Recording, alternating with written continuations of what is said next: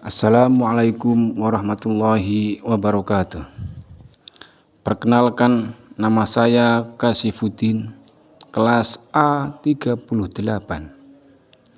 Nomor induk mahasiswa 22811311871. Di sini saya akan mengerjakan tugas Creative Content Production yang berjudul Kisah Nabi Sulaiman dan Burung Hudhud. Pada suatu hari, Nabi Sulaiman mengumpulkan seluruh tentaranya dari para jin, manusia, dan burung di suatu tempat. Pada saat perjalanannya mencapai sebuah lembah yang dipenuhi oleh semut, Ratu Semut yang menyadari kedatangan Nabi Sulaiman berujar, "Wahai semut, masuklah ke dalam sarang-sarangmu, agar kamu tidak diinjak oleh Nabi Sulaiman dan bala tentaranya, sedangkan mereka tidak menyadari." Nabi Sulaiman pun tersenyum mendengar seruan Ratu Semut itu. Kemudian beliau berdoa sebagaimana yang diilustrasikan di dalam Al-Quran. Dalam ayat selanjutnya diceritakan kalau Nabi Sulaiman memeriksa pasukan burung, namun beliau tidak mendapati burung hudhud. Karena itu beliau bertanya, "Saya tidak melihat burung hudhud. Apakah dia tidak hadir? Saya akan menghukumnya dengan keras, atau menyembelihnya, atau dia punya alasan yang nyata dan kuat." Tidak lama kemudian, datanglah hudhud dan dia berkata, "Aku telah mengetahui sesuatu yang engkau belum ketahui.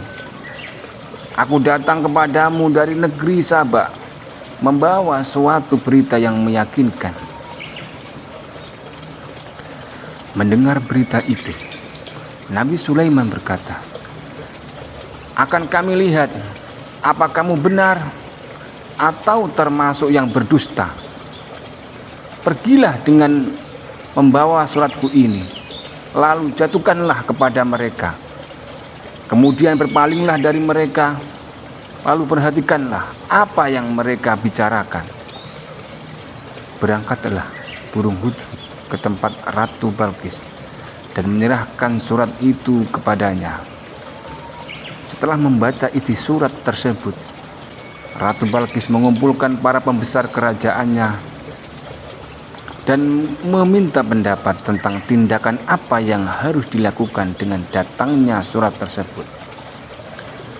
Para pembesar Ratu Balqis kemudian memberikan jawaban seperti yang ada di dalam Al-Quran, yang artinya, mereka menjawab, "Kita adalah orang-orang yang memiliki kekuatan dan juga memiliki keberanian yang sangat dalam peperangan, dan keputusan mereka di tanganmu. Maka pertimbangkanlah apa yang akan kamu perintahkan. Kami akan mentaati perintahmu." Secara tersirat, para pembesar tersebut menyarankan untuk mengangkat senjata karena secara kekuatan dirasa sanggup. Namun keputusan tetap dalam di tangan ratu mereka, Ratu Balqis. Kemudian menjawab yang ada di dalam surat Al-Quran, surat An-Naml ayat 34, yang artinya, dia berkata, "Sesungguhnya raja-raja apabila memasuki suatu negeri, niscaya mereka membinasakannya, melakukan pengerusakan di dalamnya, dan menjadikan penduduknya yang mulia jadi hina. Dan demikian pula yang akan mereka perbuat, dan akan dilakukan oleh para pengirim surat ini." Ratu Balqis memilih untuk mengirim hadiah kepada si pengirim surat, yaitu Nabi Sulaiman alaihissalam, sebagai bentuk iktikat baik. Utusan Ratu Balqis kemudian sampai di kediaman Nabi Sulaiman. Nabi Sulaiman berujar kepada para utusan tersebut. Maka tatkala utusan itu sampai, utusan Ratu Balqis yang membawa hadiah berikut dengan pengiring-pengiringnya kepada Sulaiman. Sulaiman berkata, apakah patut kalian menolong aku dengan harta? Apa yang diberikan Allah kepadaku berupa kenabian dan kerajaan lebih baik daripada pemberianmu, yakni keduniaan yang diberikan kepada kalian, tetapi kalian merasa bangga dengan hadiah kalian itu, karena kalian merasa bangga dengan harta keduniaan yang kalian miliki. Nabi Sulaiman kemudian memerintahkan para utusan tersebut untuk kembali. Tidak hanya itu, Nabi Sulaiman meminta ratu mereka untuk mendatangi Nabi Sulaiman. Bahkan Nabi Sulaiman mengancam akan mengusir mereka dari negara mereka, yaitu negeri Sabah, jika sang ratu tidak mau datang. Kemudian mengetahui Ratu Balqis menepati permintaan Nabi Sulaiman, maka Nabi Sulaiman memerintahkan kepada para pembesarnya untuk membawa istana Ratu Balqis kepada Nabi Sulaiman. Permintaan Nabi Sulaiman ini kemudian disambut oleh jin Ifrit. Namun Nabi Sulaiman menginginkan yang lebih cepat. Mendengar permintaan Nabi Sulaiman, seorang yang punya ilmu dari Alkitab berkata, aku akan membawa singgasana itu kepadamu sebelum matamu berkedip. Maka tatkala Sulaiman melihat singgasana itu terletak di hadapannya, ia pun berkata, ini termasuk karunia Rabbku untuk mencoba aku apakah aku bersyukur atau mengingkari. Dan barang siapa yang bersyukur, maka sesungguhnya dia bersyukur untuk kebaikan dirinya. Dan barang siapa yang ingkar, maka sungguhnya Rabbku maha kaya lagi maha mulia.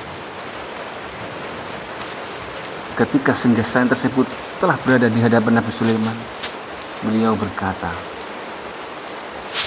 ubahlah baginya singgasananya, maka kita akan melihat apakah dia mengenal ataukah dia termasuk orang-orang yang tidak mengenalnya. Saat Ratu Balqis tiba, beliau tidak menyangka bahwa ada istana yang menyerupai istananya di Sabah.